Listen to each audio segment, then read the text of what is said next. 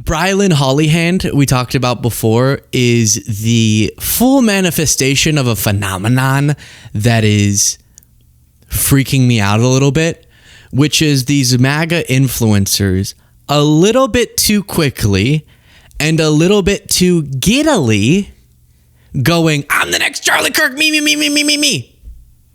It feels weird. It does. Someone gets horrifically murdered and you're like, me, I'm next.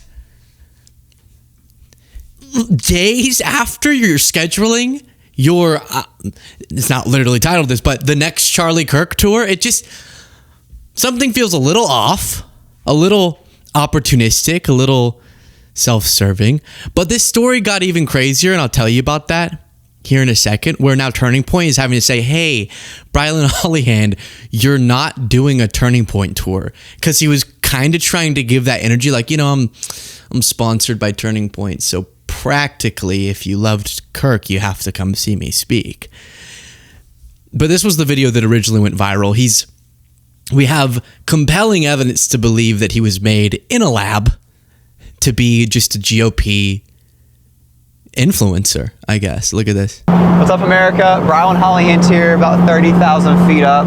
We are on the way to Arkansas. So everybody in line at the University of Arkansas to kick off my 10-stop campus tour. We are coming to you right here, right now. Stay in line. We have gotten a third. Who's in line? Every time he says that, I'm like, how? Thank you so much for standing for hours in the heat, camping out to see me speak. Rooms. We have sold out this campus stop 3 times, but we are coming to you. We will fit you in. Students will get priority, but we will make it happen. I cannot be more excited. We are back. We are on the road. We're coming to you one conversation at a time. If you're not at the University of Arkansas, we're coming to a campus near you soon, so check out my tour dates. We'll see you super soon. Tours take a second to plan, logistically. This video was posted, I don't know, a couple weeks was it after? How soon were you calling venues to book your tour? I am so excited. I'm so excited. Maybe we have a little moment? Okay, no. Well, this is where it gets interesting. 19-year-old commentator Brilyn Hollyhand. And what's funny is, like, I'm in this space, I mean, I'm less familiar with what's going on in the right-wing media world, but I'm kind of familiar. And see if you could get I think the thing's not moving if you want to refresh it. Our little video board thing is, the water has been frozen. No worries if you can't. But I'm usually aware of who's kind of up and coming. There we go. That's perfect. And I know that especially in this space, you kind of start growing an audience. A few people kind of know about you. You're known a little bit, then a little bit more, then a little bit more. And then maybe you have like a big moment of explosion. But what's funny is never heard of the guy. And then 3 days after never hearing of him, he's all over the place. It's just interesting. Maybe a little astroturfed, I don't know. Hollyhand announced a 10-stop campus tour and described it as a TPUSA sponsored. But TPUSA Chief Operating Officer Tyler Boyer disputed that description. No, he's not. TPUSA has thousands of chapters. He's just set to speak to 8 or so local ones and calling it a tour. Team is in the midst of bigger issues right now, and although it has come off as distasteful, oh wow, yeah, see? Usually these things work themselves out. He said after someone asked if he would disavow Brilyn Hollyhand, but Brilyn wants us to know that Gen Z is standing up for MAGA stronger than ever. You can see standing room only at the University of Alabama last night is more proof that this isn't a fad or trend. Gen Z is off the sidelines and in the fight, and our movement stronger than ever. Gen Z's time isn't in the future, it's today. Now, Cole, there's one little funny aspect to this. Gen Z?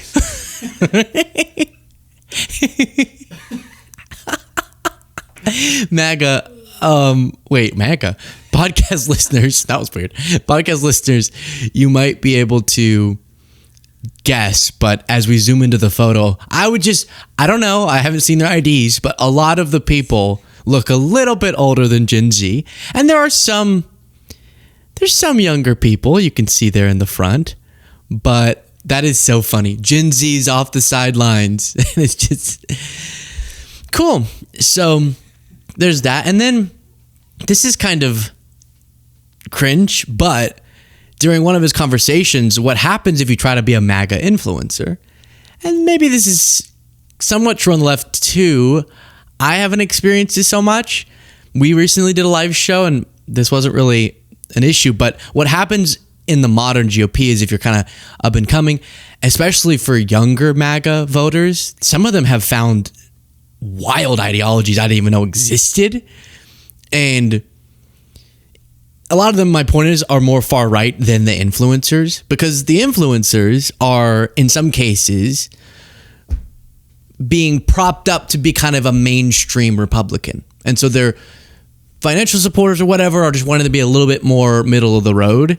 But then a lot of the followers they'll go speak to are more far right than that. And so like your old GOP and probably the people helping to support Brilyn Hollyhand's endeavor here, they want lawful immigration, opposed to undocumented immigration, but they want lawful immigration. But a lot of the right-wing people that Brilyn will speak to don't even want any lawful immigration. And it's weird to see someone who's saying, I'm going to go speak to crowds of the youth without strong substantiation for their argument. And that's unfortunate because I agree with his argument on lawful immigration being an important part of both our country's future, or our history and our future. You're saying you are we're continuing supporting. While we watch this, please do click the subscribe button if you appreciate a very un-astroturfed, very real grass guy, me. Legal immigrants in the country. I said the melting pot absolutely is something that we should continue to do. So we should keep increasing the amount of legal immigrants. Legal immigrants, yes, we're a melting pot. I absolutely support that. So I'm sure you understand these groups vote overwhelmingly against American values. They vote for the Democratic Party. So surely that's the death of the Republican Party, right? Yes, but we can't close our borders and have our nation where we don't accept anybody to come in. So far, it's weird when you see someone losing in an argument, but you agree with them, at least on the broader point. Don't agree, yes, it'll destroy our country and the Republican Party. The guy asked the question, he was like, so you agree it'll destroy the Republican Party and they vote against American values? All immigrants? And Brilyn's like, yeah, but we still have to. No, that's not the reason. You could cite crucial economic factors, the broader benefits that the United States has seen in our global cultural dominance because of unique convergences of backgrounds that have yielded, like artistically or innovatively, assets that have been invaluable. You could get fun and you could cite, as so many people do, the food. The food is so important. But instead it's just, yeah, but like we have to because melting pot. Well, it's more than that. I'm a very big proponent against. Plenty of countries do that. We can't just completely close our borders off and never allow somebody else to migrate into the country. Why not? Because that's how the country started, as a melting pot. Like, we welcome people in. This country did not start as a melting pot. The term was invented in 1910 by Israel Zangwill. So I don't think he meant when the phrase was used. the people that came over from England didn't melt into America. No, they started in America. They didn't melt in anything. Okay. I've been very clear that I'm against illegal immigration coming into this country and plaguing our generation from not getting jobs, making our streets unsecure, and actually harming Americans' future. Therefore, there's no safe America and free America to grow up in. Again, my question wasn't about illegal immigration, it was about legal immigration. And I think we should support more people coming legally and not illegally. Okay, I think we all understand what your position is. Thank you. Thank you, sir.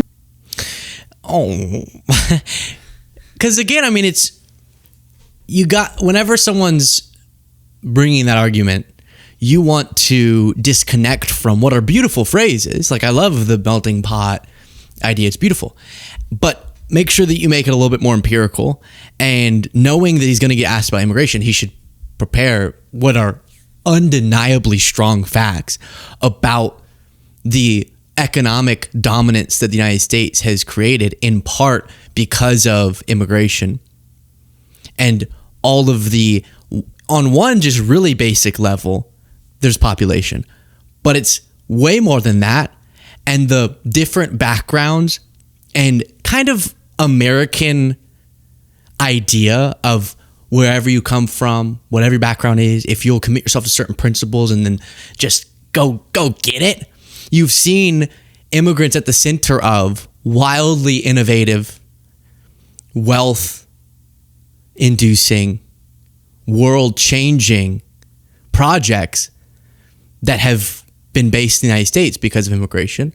And I get, it's unfortunate he said America, the people who came from England to America melted into America, because the better way to say it is our whole American project started with immigrating away from a country to start a new one.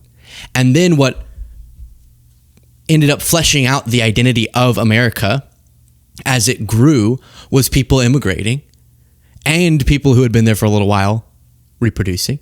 That combination of factors that then bring us to here. And what's a little unfortunate is him then just having to go back to, I've said that illegal immigration is not, oh no, obviously you are going to say that, but that wasn't the question. So there's that. And then there's other people I haven't even heard of trying to do the Brilyn thing. And I'm the next Charlie Kirk guy named Young Bob said, I'm thrilled to announce the first official Turning Point UK Prove Me Wrong stand is now set up and open outside UCLA. I hope Charlie would be proud of what we are doing to continue his legacy. You can see there he put up a stand, and the Prove Me Wrong claim was the West needs conservatism. Someone said that he was told that he was ignored all day and left at 2 p.m. I don't know if that's true, but it's just like, guys,